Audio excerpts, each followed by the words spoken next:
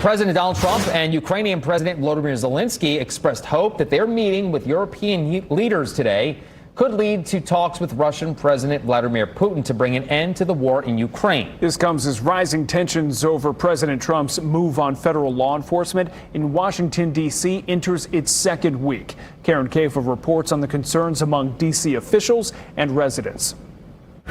Monday put President Donald Trump's deployment of federal law enforcement in Washington, D.C. on a global stage as European leaders visited the White House for a meeting between Trump and Ukrainian President Volodymyr Zelenskyy on the heels of weekend tensions. As residents protested the presence of National Guard troops at landmarks like Union Station and the National Mall.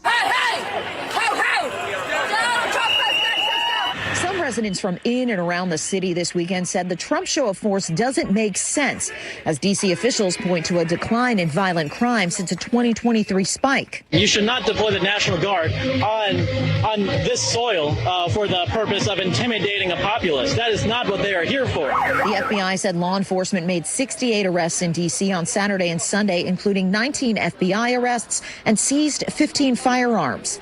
Washington, D.C. Mayor Muriel Bowser, a Democrat, on Monday was asked about the presence of federal immigration officers at some recent arrests. Nobody is against focusing on driving down any level of violence.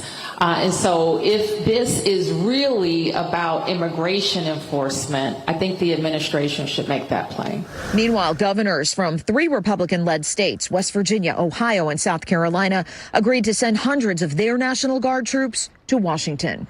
In Washington, I'm Karen Kafa.